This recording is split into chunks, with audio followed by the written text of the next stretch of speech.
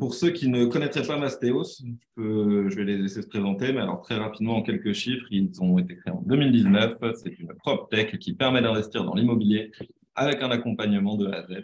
Donc, ils se chargent de la recherche, l'acquisition, la valorisation et la gestion de votre bien immobilier. Donc, en gros, leur mission, elle est simple, c'est faciliter l'investissement locatif. Et ils ont levé 40 millions d'euros en 2022. Et donc, pour cette masterclass, on a la chance d'accueillir Damien Guillet, leur product manager, et Nicolas Serré, leur product designer. Et ils vont nous expliquer comment ils ont réussi à relever le challenge de sortir un MVP en 3 mois avec 5 features essentielles, surtout sur un secteur assez complexe et avec seulement 2 devs, qui est quand même une orga assez particulière.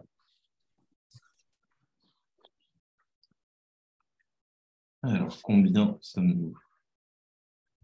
84. Écoute, je te propose de commencer, Damien. Je vais te laisser partager ton écran. Et, donc ensuite, pour rappel, vous pourrez poser toutes vos questions. Donc n'hésitez pas dans le chat. On prendra 15 minutes après la presse pour y répondre. Ok, ça marche. Hop. Donc là, normalement, vous voyez ma présentation. Yes, c'est good. Ok. Hop. Alors, je vais commencer par me présenter. Donc, moi, je m'appelle Damien. Je suis effectivement en poste chez Mastéos. En tant que product manager, j'ai 7 ans d'expérience en product management. J'ai une formation d'ingénieur généraliste avec une option en énergie à l'ESME Sudria. Et j'ai fait un master de consulting en stratégie à l'ISG. J'ai commencé ma carrière en étant consultant, avec notamment 2 expériences intéressantes en product. La première chez Enercop, un fournisseur d'électricité propre, et une mission de PO aux Galeries Lafayette. Après, j'ai continué en étant plutôt en interne et dans des petites structures, et j'ai rejoint MoveOne, une startup qui fait du coaching digital, et Airfree, une startup qui est une marketplace qui fonctionne dans les agents. En plus de ça, j'ai fait aussi des formations, j'ai co-animé et animé des formations sur l'agilité avec M2I Formation, où j'ai formé des product owners, des scrum masters et des membres d'équipe.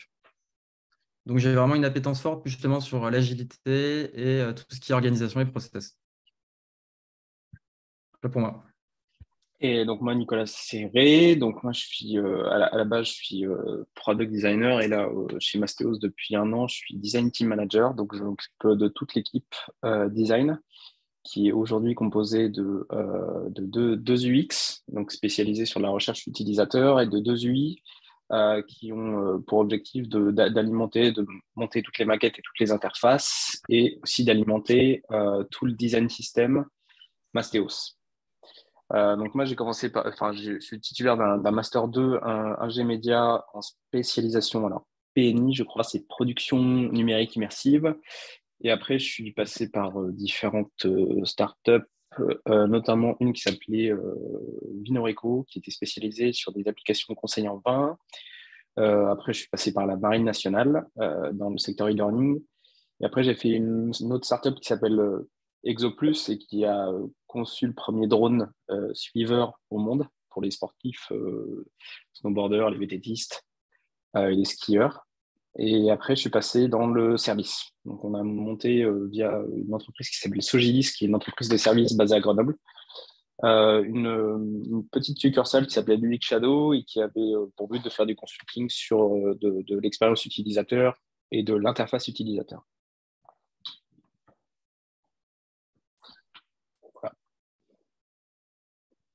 Donc ça, c'était le plan que nous allons vous présenter pour ce webinaire. Donc nous allons introduire Mastéos, ce qu'on fait avec l'investissement locatif. Puis nous allons présenter le contexte de notre MVP et notre problématique. Et après, nous rentrerons plus dans le détail avec justement les phases de discovery, de delivery, et ce que nous avons fait en post-delivery avant de conclure et vous partager quelques tips. Mastéos, on va vous parler rapidement, très très rapidement. On ne va pas vous bassiner avec tout ce qu'on fait, mais dans les grandes lignes. Mastéos, on est le leader de l'investissement locatif clé en main de A à Z. Donc, comme l'avait dit Pierre, c'est une entreprise qui existe depuis 2019 et qui est aujourd'hui leader de l'investissement. Alors, pourquoi clé en main? Parce qu'en fait, on couvre tous les besoins qui permettent aux futurs investisseurs de se créer un patrimoine immobilier.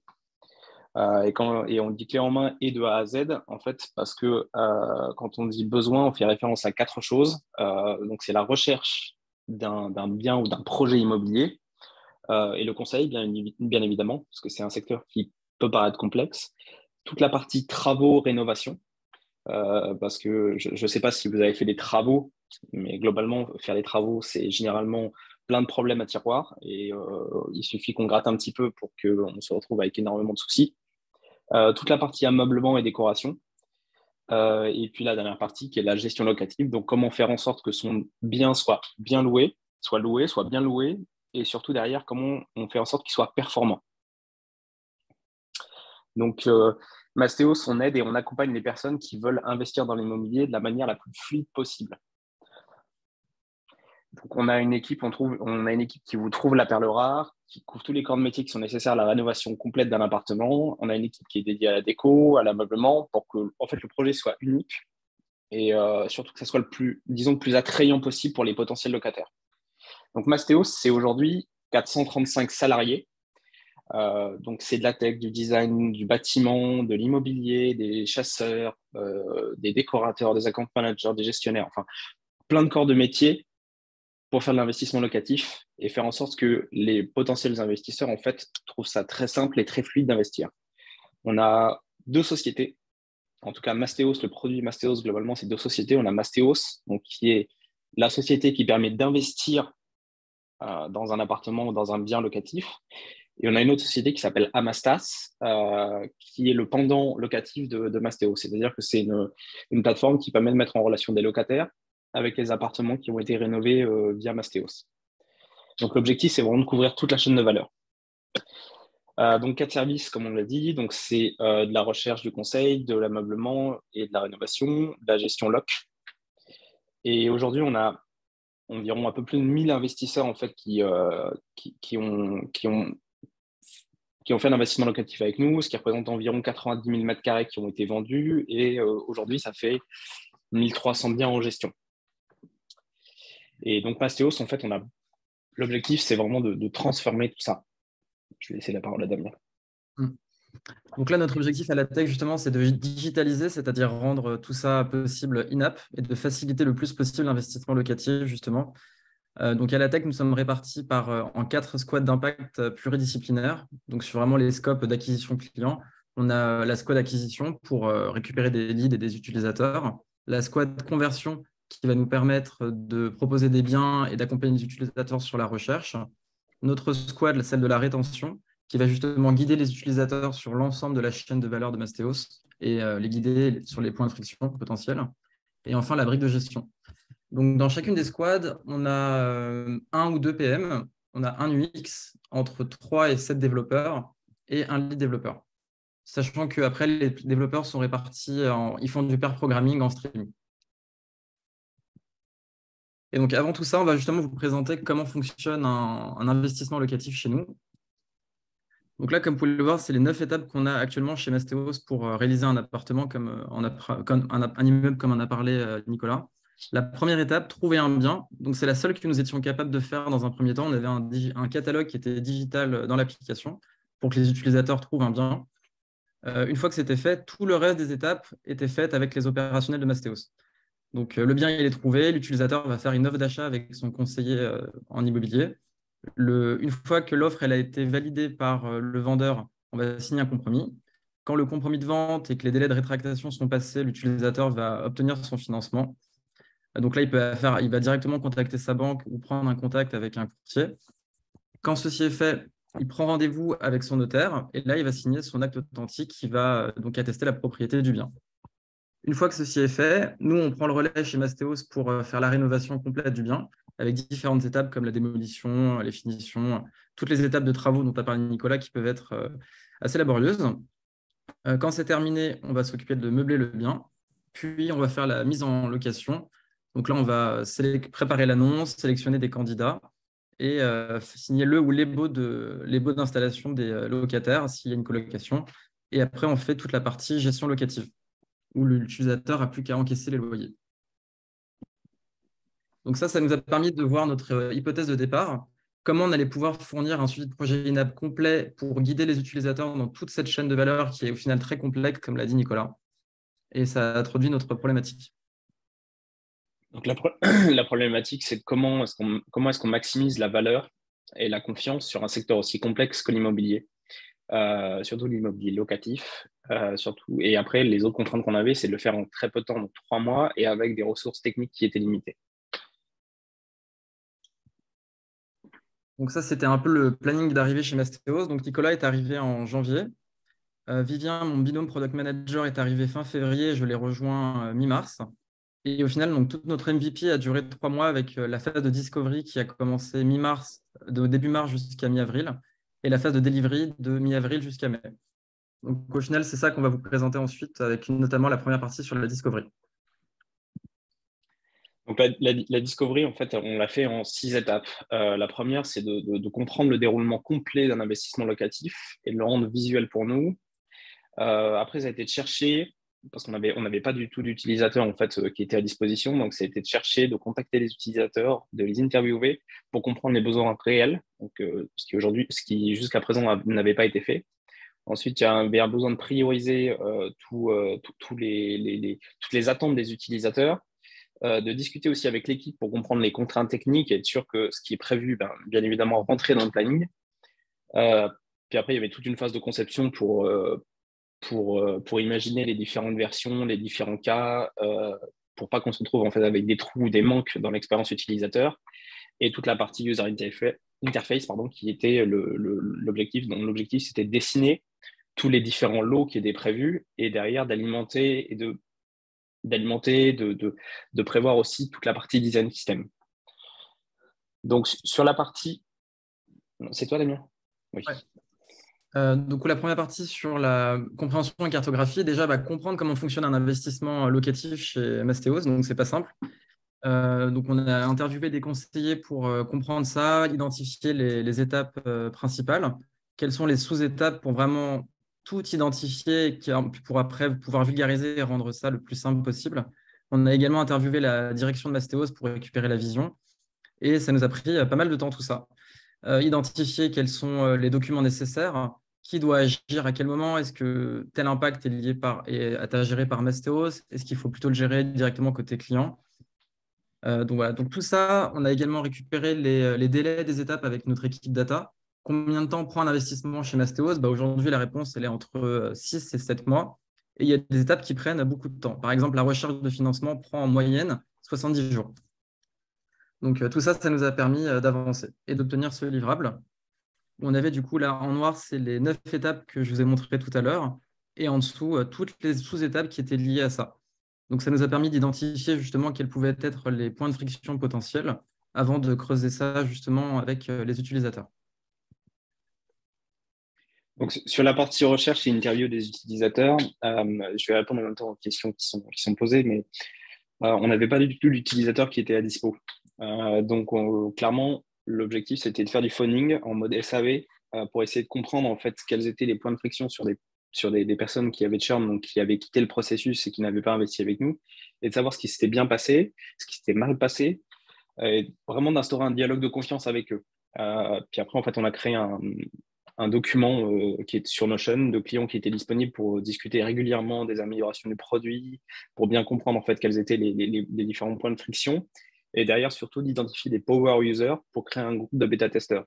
Donc clairement, on a pris nos téléphones et puis en fait on a appelé les utilisateurs pour savoir s'ils étaient dispo, s'ils étaient d'accord pour discuter avec nous, et puis derrière d'accord aussi pour continuer à discuter pour améliorer le produit. À partir de là, en fait, on a fait des interviews qui étaient plus poussées sur la partie suivi de projet, donc suivi de transaction, pardon. Et en fait, on a fait 5 interviews clients pour lister tous les points de friction, tous les besoins qu'ils avaient. C'était pas forcément sur le suivi de transaction, mais aussi sur le suivi de travaux, sur la partie gestion locative, pour nourrir toute la partie suivi de projet.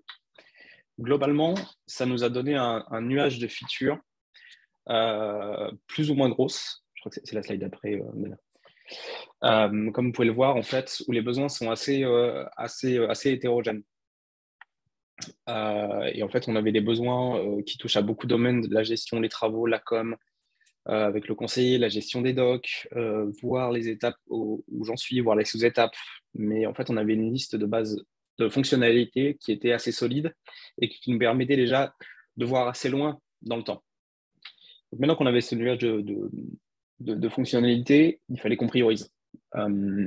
Pour ça, on a utilisé, il fallait qu'on puisse prioriser pour faire en sorte que certaines fonctionnalités, en tout cas le minimum viable, puissent rentrer dans le planning. Donc en fait, on a été simplement demandé aux utilisateurs, à d'autres utilisateurs, donc, toujours pareil, je crois qu'on avait pris 5 si je dis pas de bêtises, ce qu'ils attendaient en premier. Et derrière, en fait, on a fait des ateliers de tri de cartes pour que les utilisateurs identifient eux-mêmes ce qui était le plus important à leurs yeux et pour que nous, on puisse avoir une esquisse de ce que serait la toute première version de la fonctionnalité. Globalement, voilà ce que ça a donné.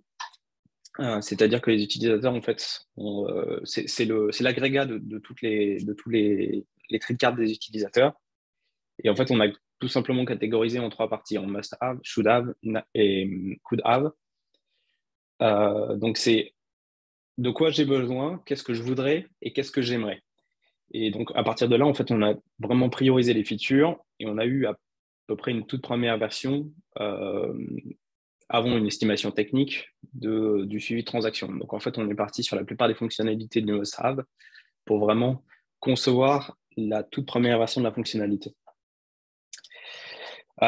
L'étape d'après, ce qui est bien, c'est que on avait à peu près une esquisse. Maintenant, il fallait qu'on confronte à l'équipe technique, qu'on sache à peu près si on avait les moyens de nos ambitions à partir de là, parce qu'on n'avait que 2 développeurs, et comment est-ce qu'on pouvait en même temps apporter de la valeur aux utilisateurs dans un laps de temps assez court. Donc, à partir de là, en fait, on a beaucoup discuté avec les équipes techniques, savoir ce qui était possible dans le front, et en fait, on a tout divisé en fait en 8 versions. L'objectif, c'était de concevoir, mais d'anticiper aussi les fonctionnalités en ayant moins de déchets possible. Donc, globalement, on avait un MVP 1.0 qui était très simple, très statique, et derrière, sur lequel, en fait, on venait plugger des fonctionnalités de plus en plus. On venait rajouter des aspects dynamiques sur, par exemple, les étapes et les sous-étapes pour permettre, disons, à la version 1.7, à l'utilisateur de pouvoir uploader des documents, d'avoir le suivi en direct, donc d'avoir quelque chose de très, très complet. On a conçu une version cible. Disons qu'on a conçu la version 1.2, qui déjà représentait plusieurs mois de dev, et on ne voulait pas trop passer de temps sur la discovery, parce qu'il fallait qu'on le livre forcément aux développeurs pour qu'ils commencent déjà à développer. On voulait faire des tests utilisateurs post version 1.2 afin de reprendre du feedback utilisateur et surtout pour pouvoir réorienter le suivi de projet si des fois les retours utilisateurs n'étaient pas bons. Donc, on a conçu cette version 1.2 et ce qu'on a fait, c'est qu'on l'a écrémé. On l'a écrémé via les retours des techs et surtout, en fait, on l'a écrémé en fonction des possibilités techniques et de ce qu'on voulait au minimum. Donc, ce qui donne globalement sur la slide d'après, 2 versions. Donc, la version que vous avez à droite, c'est la version violette-bleue. C'est la version 1.2, c'est la version qu'on avait dessinée à la base. Et ensuite, la version MVP 1.0, c'est la version qu'on a fait en tout premier. Donc, c'est quelque chose d'extrêmement statique, mais au moins qui donnait les informations primaires aux utilisateurs de voilà comment va se passer ma transaction, voilà comment va se passer mon investissement immobilier. Et après, derrière, entre la 1.0 et 1.2, en fait, on rajoutait des aspects techniques, des aspects dynamiques pour que l'utilisateur ait une fonctionnalité qui soit de plus en plus efficace pour lui. Sur la partie user interface, donc on a travaillé avec 2 designers deux UI designers qui étaient en binôme. Donc un qui est spécialisé sur l'alimentation du design system, donc qui faisait toutes les spécifications des composants, donc les builds, les comportements responsifs, tous les états, et un autre qui était sur la conception de l'interface en lui-même. Donc vraiment, pour moi, ils sont assez complémentaires là-dessus. Et pareil, on a fonctionné en entonnoir inversé, c'est-à-dire qu'on a conçu la version la plus complexe possible pour ensuite écrémer en fonction des retours des développeurs et ensuite livrer des versions qui étaient incrémentales. Donc, on livrait des versions qui étaient adéquates aux développeurs et en fait, on capitalisait sur les composants qui étaient utilisés précédemment Et on développait les composants en prenant en compte les contraintes d'interface. C'est-à-dire qu'on concevait les composants de la manière la plus complexe possible, avec le plus d'options possible, parce qu'on savait qu'on allait en avoir besoin plus tard. Et donc, globalement, voilà, ça c'est à peu près les 3 versions qu'on a à l'heure actuelle et par lesquelles on est passé. On a le MVP qui est assez statique. Je me suis planté. Ensuite, on avait la 1.1 avec les étapes qui sont dynamiques. Donc là, pareil, en fait, toute la timeline était déjà prête. Donc on avait, alors juste, c'est un grand mot, mais en tout cas, on devait simplement la rendre dynamique. Nous, nos composants étaient déjà prêts derrière. Et après, on a rajouté les sous-étapes en fixe. Et puis après, ce qu'on a fait, c'est qu'on a passé sur la version 1.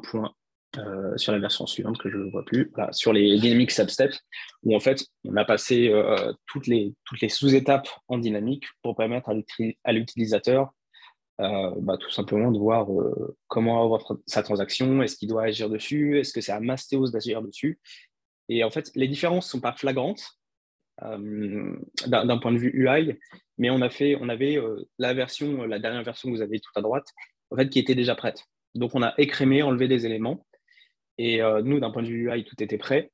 D'un point de vue design system, tout était prêt. Et d'un point de vue front aussi.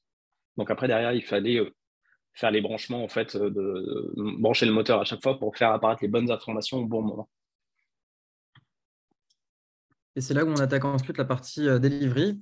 Et comme il y avait un vrai travail d'équipe fait sur toute la partie en amont, donc toute la partie delivery en fait a été vraiment très smooth. On a commencé par découper notre MVP en 5 releases qui a été vu avec les développeurs. Et nous sommes occupés de faire les spécifications fonctionnelles. De leur côté, ils ont ensuite découpé nos features en tickets techniques et ils ont prévu justement un feature flag. Donc là, le feature flag, c'est quelque chose qu'on n'avait pas encore chez Mastéos et sur lequel on a pu capitaliser par la suite. Pour préciser, un feature flag, ça permet de mettre en production sans activer le code et qu'il ne soit pas visible aux utilisateurs. Donc là, typiquement, comme à ce qu'on montrait Nicolas, les développeurs ont pu créer le menu projet, ils ont pu récupérer les informations, créer les composants. Et à partir du moment où le menu projet était prêt, là, on est activé aux utilisateurs et c'est là où par la suite, après, on a continué à incrémenter et rajouter de la valeur. Donc là, mettre le détail sur le projet, rajouter la timeline, mettre le lien vers la fiche de lien. Donc tout ça, on a pu après le livrer petit à petit. Et au final, le flow a été très classique. On s'est occupé donc de spécifier les features. Les développeurs faisaient les tickets par feature. Une fois que c'était développé, on s'occupait de la QA. Et une fois que c'était terminé, on mettait en prod. Donc au final, tout ça a été vraiment très simplifié par le travail qui a été fait en amont. Donc, on ne va pas s'arrêter là. Donc, le MVP, il est en prod, on est super content. Maintenant, il y a 2 choses. Continuer à préparer les releases qu'a présenté Nicolas pour la suite. Et en parallèle de ça, on faisait aussi une analyse data pour justement vérifier que les comportements qui sont mis en place correspondent bien aux problématiques utilisateurs, pas uniquement rester sur une hypothèse du MVP. Et en parallèle de ça, donc continuer à prendre la température en faisant régulièrement des interviews utilisateurs et en creusant aussi avec les métiers, donc les conseillers, voir s'ils avaient reçu des feedbacks de la part des utilisateurs. On a également mis en place des sondages avec Hotjar pour récupérer du feedback. On a aussi utilisé les heatmaps, si vous connaissez cette fonctionnalité, qui permet de voir où les utilisateurs cliquent. Donc ça, c'est intéressant pour vérifier s'il y a des problèmes d'interface. Par la suite, on a rajouté des enquêtes NPS avec des questions, notamment pour voir si les utilisateurs sont intéressés pour rejoindre le pôle de bêta-testeurs. NPS, c'est Net Promoter Score. Si vous n'êtes pas familier avec ça, ça permet de voir l'adoption des utilisateurs sur nos fonctionnalités. Après, ça peut être utilisé aussi beaucoup plus largement sur une section. Par exemple, chez Mastéos, nous avons un NPS sur les travaux, un NPS sur la gestion, sur la transaction, pour suivre ça au niveau global. Ensuite, nous avons vu qu'il y avait une double opportunité, justement, c'est par rapport au feedback utilisateur. Premier impact, déjà, faire la centralisation de tout ça, parce qu'aujourd'hui, il n'y avait rien qui était centralisé. Donc, c'était beaucoup de gâchis, c'était vraiment dommage qu'on ne puisse pas capitaliser là-dessus. Donc, on s'est dit qu'on allait prendre un outil qui allait faire toute cette centralisation. Et en deuxième opportunité, de pouvoir faire la priorisation de ces feedbacks. Car c'est connu que dans le produit, les feedbacks utilisateurs, c'est de l'or. Et plutôt de tourner justement nos roadmaps vers des problématiques utilisateurs. Donc, soit des points de blocage, soit des besoins primaires. Donc, première question, est-ce qu'on part sur un outil qui existe sur le marché type Product Board ou Harvester? Nous, ce qu'on s'est dit, c'est qu'on allait plutôt faire un POC dans Notion, l'outil qu'on utilise collaboratif, qui est très pratique et on a essayé de voir ce que ça allait donner. Et au final, ce qu'on a mis en place sur Notion a continué aujourd'hui. Donc, je vais vous faire une petite démo avec 3 screens. Donc là, pour la première partie sur l'aspect centralisation, donc là, c'est vraiment quelque chose que vous pouvez répliquer dans vos contextes, même si vous n'utilisez pas Notion avec Excel, hein. On a fait une database, une table dans laquelle on a mis tous nos feedbacks utilisateurs. Donc là, j'ai mis 2 exemples où on garde la verbatim précise des utilisateurs pour ne pas modifier leur message. On les a répartis par thème, la date du feedback, quelle est la source, est-ce que ça vient d'interview, est-ce que ça vient de retour fait directement au conseiller, qui a remonté le feedback, quelle est la feature associée. Là, dans l'exemple, j'ai mis une feature to the moon. On récupère avec un champ... Oups, désolé. Hop. Alors, désolé, petit couac. Je reviens sur la presse au bon endroit. Yes. Donc là, avec un champ roll-up, on récupère directement quelle est la squad associée à la feature et à sa phase. Donc là, c'est des features qui sont au stade d'IDE. Donc ça, c'est tout pour toute la partie centralisation. Pour la suite, on s'est dit aussi comment on allait pouvoir capitaliser là-dessus en termes de priorisation. Et c'est là où on a fait une deuxième table dans Notion qui était liée à la première, dans laquelle on voit l'occurrence du nombre de fois que la feature a été remontée. Donc là, par exemple, on voit que la feature To the Moon a 2 occurrences dans le tableau du dessus. Et on a également permis de voter en interne sur des fonctionnalités. Donc là, par exemple, Nicolas et moi se sont tagués dessus. Et ça fait que le nombre de votes sur la fonctionnalité a incrémenté de 2. Donc là, c'est les 2 premiers quick wins qu'on a fait. Le troisième, ça a été dans notre template d'entretien utilisateur, de directement rajouter une vue du tableau global de feedback. Comme ça, quand un utilisateur nous faisait un feedback intéressant à chaud, on pouvait le mettre dans l'entretien utilisateur afin qu'il remonte dans la table principale. Donc là, c'était vraiment des automatismes simples que vous pourrez appliquer pour centraliser et prioriser les feedbacks utilisateurs. Donc là, je vais laisser après la parole à Nicolas qui va vous présenter nos challenges actuels. Donc voilà, actuellement, en fait, on a une version 1.2 du suivi de transaction qui est dynamique, sur lequel on a les sous-étapes et qui permet donc aux utilisateurs d'avoir un suivi sur l'avancée du projet, sur la partie suivi de transaction. Donc, on a mis en place toutes ces fondations pour pouvoir itérer et pour pouvoir aller récolter du feedback d'utilisateurs sur tout suivi de transaction. Et à l'heure actuelle, en fait, on a refait une discovery sur la partie suivi de projet et la plupart des points de friction en fait, qui ont été identifiés via des interviews, des tests, c'est la partie suivi de travaux. Là, c'est un peu le point névralgique de la frustration des utilisateurs. Et donc, l'objectif aujourd'hui, c'est pour un utilisateur de voir comment avancer ses travaux, comment est-ce qu'on lui donne la bonne information, parce qu'il y a énormément d'intervenants, des électriciens, des plombiers, et surtout comment est-ce qu'on communique avec lui s'il y a des retards, s'il y a des problèmes, et quelles sont les solutions et les contre-mesures qu'on met derrière.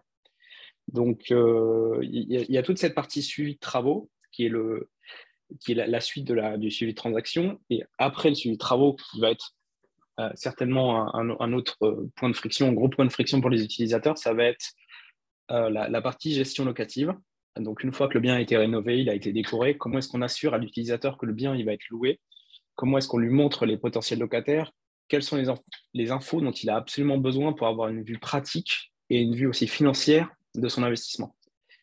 Donc tout ça, en fait, ça demande énormément de travail, surtout sur la partie alignement, on va dire, des opérationnels, parce que là, on n'est plus avec des conseillers, on n'est plus avec seulement des notaires. Là, on a toute la partie travaux où il y a tous les corps de métier qui rentrent. On a la partie gestion locative, on a l'aspect locataire et gestionnaire qui arrive. Donc, en fait, il va falloir qu'on homogénise et qu'on aligne tout le monde sur les processus et qu'on aille aussi comprendre comment fonctionnent les travaux, comment fonctionne la gestion locative, comment techniquement est-ce qu'on peut communiquer avec le client, comment est-ce qu'on peut lui transmettre des informations et surtout comment est-ce qu'on peut fluidifier tout ce suivi de travaux, toute la gestion locative. Donc, globalement, sur la slide après, vous pourrez voir qu'en fait, toute la partie suivi de projet, c'est pas juste du suivi de projet assez simple où, en fait, voilà, on a un point, on a juste une chose. En fait, comme on vous le dit, mais on a donc ce suivi de projet qui est le projet global d'investissement locatif. À l'intérieur de ça, on a donc la transaction, donc comment je fais pour devenir propriétaire du bien. On a le suivi de travaux, comment je fais pour suivre la rénovation de mon bien, et toute la partie gestion locative, donc qu'est-ce qui se passe, quels sont mes locataires, est-ce que les loyers sont bien payés, est-ce qu'il y a des problèmes sur mon bien, Et aujourd'hui, voilà, c'est l'état de l'art en fait de toute la partie suivi de projet, c'est-à-dire qu'on a une V1.0, une V1.1 sur la partie suivi de transactions qui ont été développées et qui sont en prod. Donc aujourd'hui, la prochaine étape, c'est de partir sur la version 1.2 et potentiellement d'aller tester les 1.3, 1.4, etc. auprès des utilisateurs pour savoir si ça correspond toujours aux besoins. Si justement il faut qu'on repriorise des choses, qu'on décale des choses, ou en tout cas qu'on change un peu la roadmap sur ce suivi de transaction. Sur la partie suivi de travaux, on a développé pareil de la même façon une version, on va dire, très simple du suivi de travaux. En fait, on indique les différentes étapes de manière statique à l'utilisateur sur ces travaux. Et puis après, on rajoutera du dynamisme. Et puis après, sur la partie gestion locative, la première étape, c'est toute la mise en location. Quelles sont les étapes pour mettre en location mon bien, par quoi est-ce que je vais passer. Donc, c'est purement informatif au départ. Et ensuite, en fait, on va rajouter des interactions pour l'utilisateur, pour, par exemple, uploader des documents, pour télécharger voilà, tous les rapports de gestion locative, télécharger, je ne sais pas, je dis une bêtise, mais des Excel, des fichiers CSV pour exporter vraiment toutes les données de gestion loc.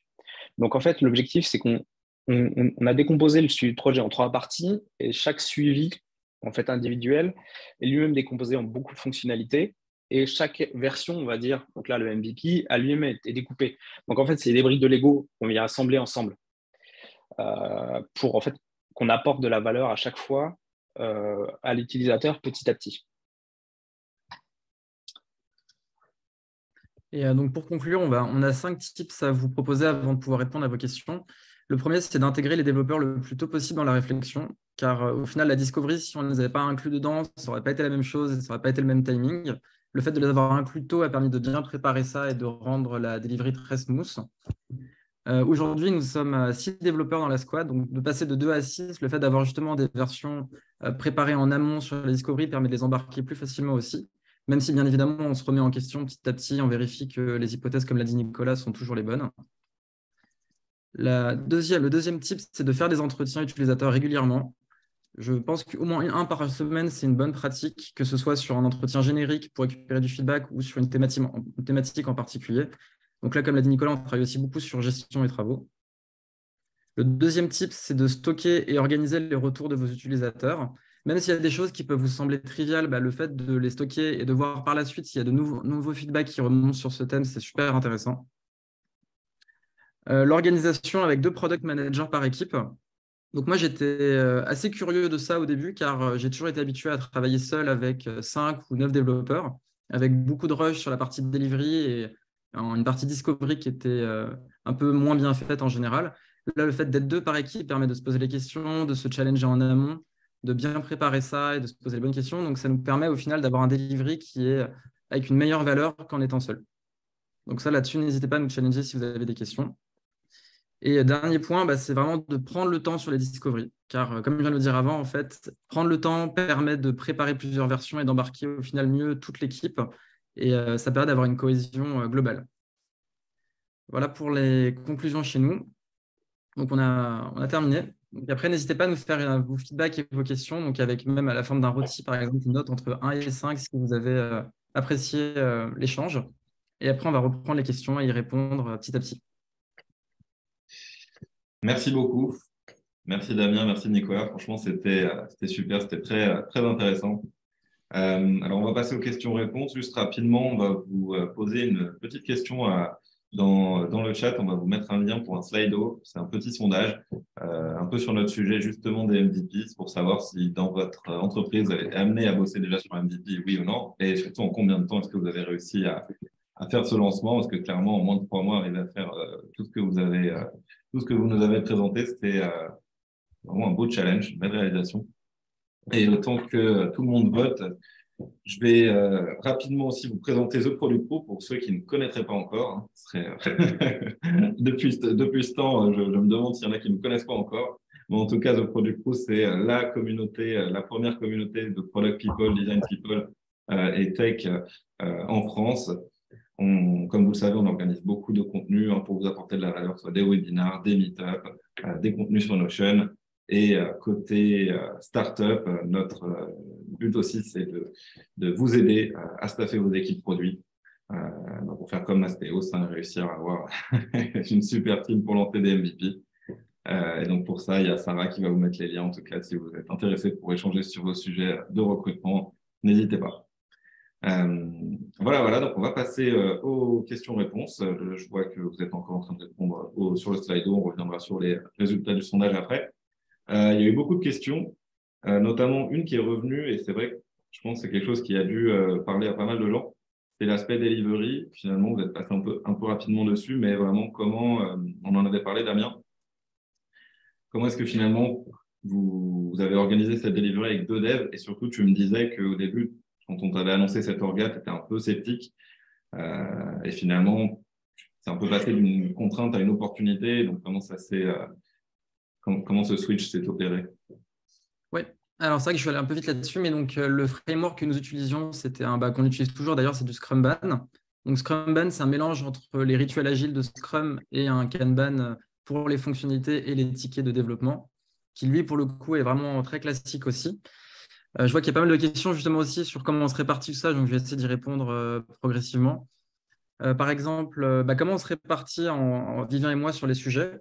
Alors, même au sein des différentes squads, il y a des fonctionnements qui sont différents. Par exemple, il y a des squads où les PM se répartissent les sujets et après, ils se challengent entre eux. Avec Vivien, on a fait le choix plutôt, et ça fonctionnait bien, de travailler ensemble sur les mêmes sujets pour justement se challenger directement et avancer de la façon la plus efficace possible. Et après, on enchaînait sur la partie delivery. J'ai vu une question. Comment avez-vous fait pour convaincre les dirigeants engagés de PM? Alors ça, c'est pas moi qui vais pouvoir répondre à cette question. Parce que du coup, moi, je suis arrivé dans ce contexte et la promesse, justement, m'a séduit et m'a plu.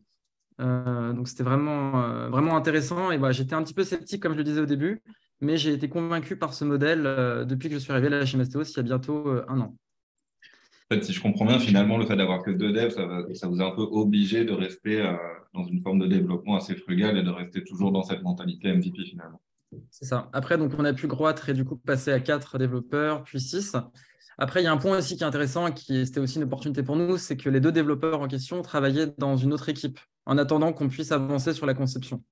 Donc, même si on n'avait pas tout à fait terminé, ils ont pu commencer à préparer le feature flag dont nous avions besoin. Et après, ils nous ont rejoints.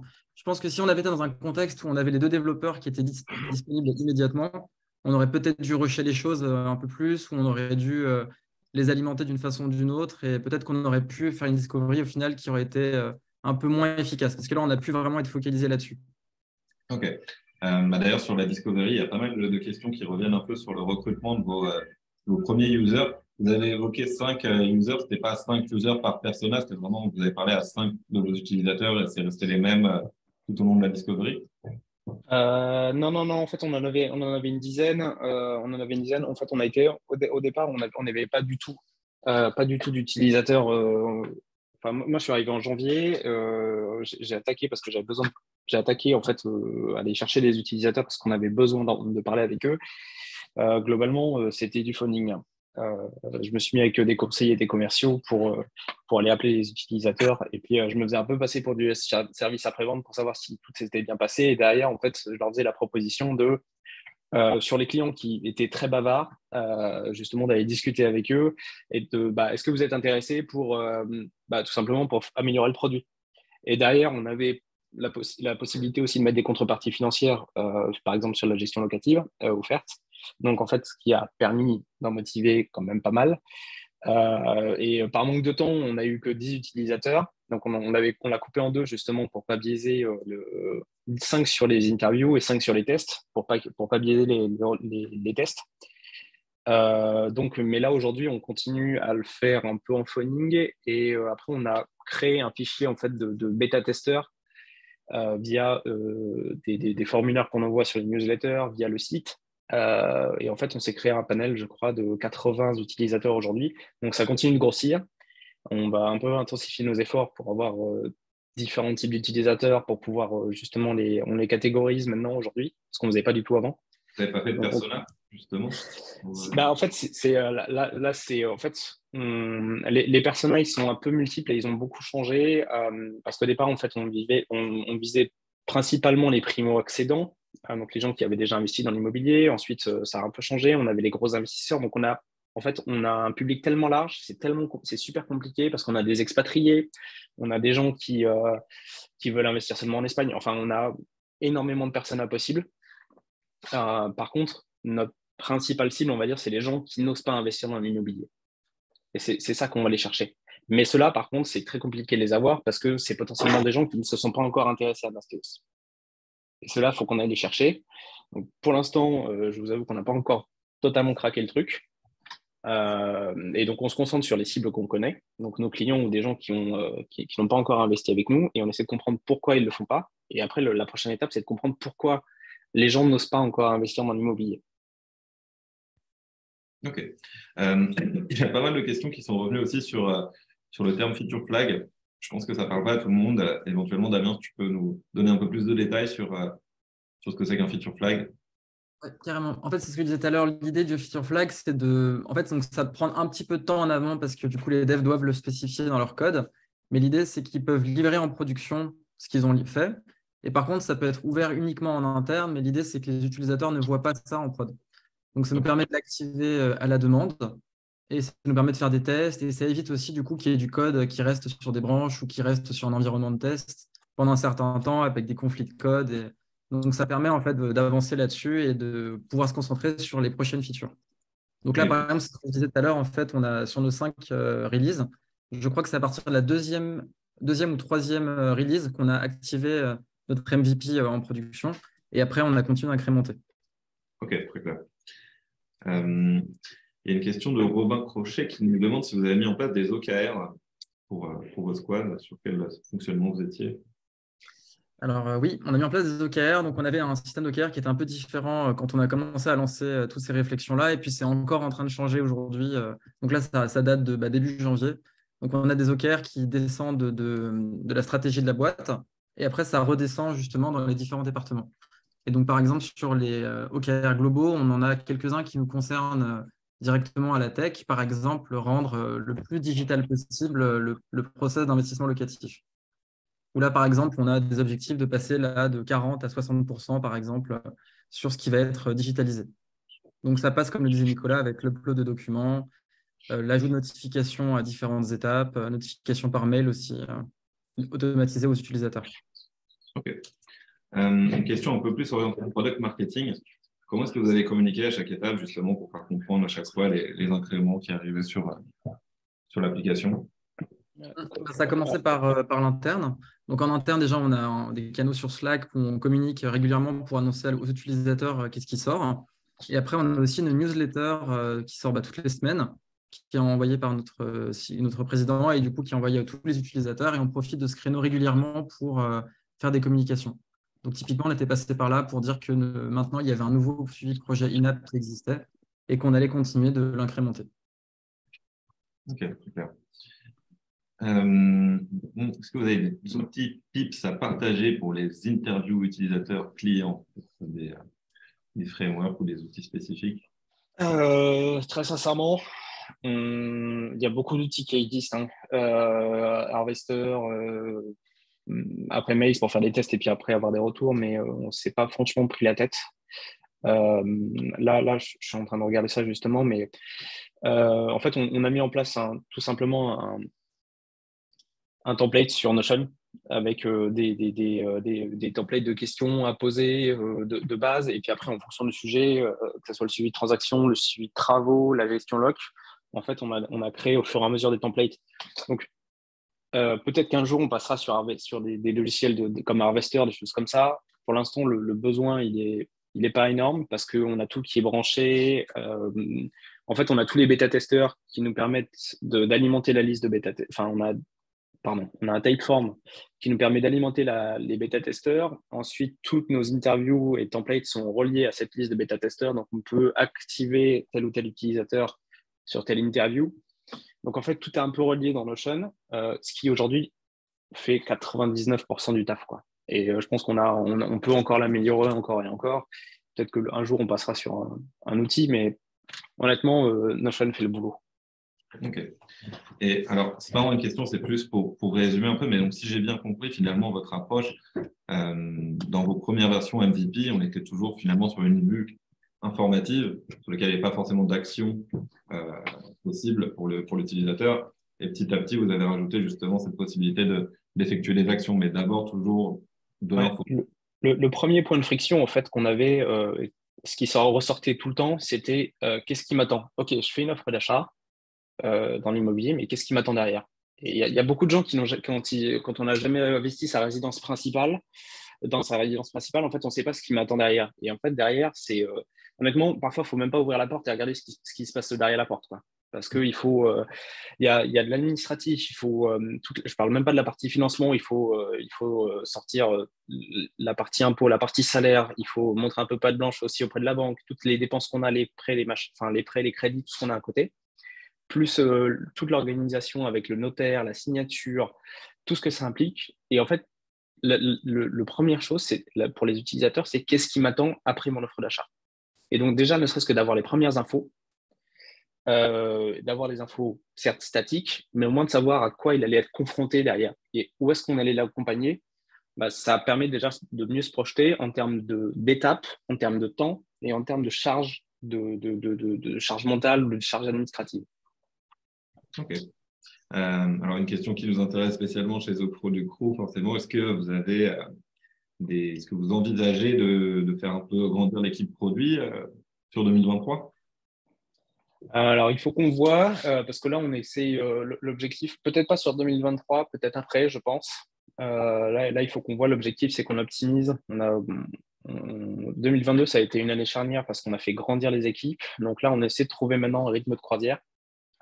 Donc, on essaie de trouver un bon fonctionnement entre le design, le produit, la tech. Donc, peut-être pas sur cette année, peut-être, je pense, après. Ok, très clair. Il y a beaucoup de questions. J'aimerais pouvoir toutes les faire, mais je crois qu'on ne va pas avoir le temps. Donc, on va devoir s'arrêter là. Mais en tout cas, n'hésitez pas. Je m'avance un petit peu, mais voilà, je pense que si vous les ajoutez sur LinkedIn, ils pourront un plaisir de répondre à vos questions. Vous me confirmez, Nicolas Tout et à Nathan. fait, Ouais, sans carrément. problème. Peut-être une dernière question, celle de Pauline, à laquelle on peut peut-être répondre. Ouais, vas-y. Elle nous dit de parler le plus tôt possible au dev, mais concrètement à partir de quand et sur quoi. Donc typiquement, nous, quand on va lancer un sujet en discovery, on va faire un kick-off et on va en parler à toute l'équipe pour dire, voilà, on lance ce sujet en discovery parce qu'on a cette problématique. Voilà. Donc on récupère le feedback, on fait aussi des ateliers maintenant d'idéation en équipe. Et ce qu'on fait aussi, c'est qu'on met à tour de rôle sous base du volontariat un dev dans chacun des entretiens utilisateurs qu'on fait. Comme ça, ils sont directement au contact des utilisateurs. Ils peuvent leur poser des questions, ils récupèrent le feedback directement, même si après tout le monde peut voir les synthèses. Et donc à chaque délit, on fait un débrief des entretiens qui se sont passés la veille. Comme ça, chacun a aussi les infos des utilisateurs. Donc au final, tout ça permet que tout le monde ait le même niveau d'information sur ce qu'on fait et toutes les problématiques à chaque fois en tête. Et donc ça, c'est vraiment top. Et en tout cas, les développeurs sont très contents de ce fonctionnement. Super, super. Bien, merci beaucoup. J'espère que ça vous a plu tous et que surtout ça vous servira dans vos jobs, hein. Donc, le but, c'est que ce soit actionnable et concret. J'espère que ça l'a été. Et on se retrouve prochainement pour un nouveau webinaire.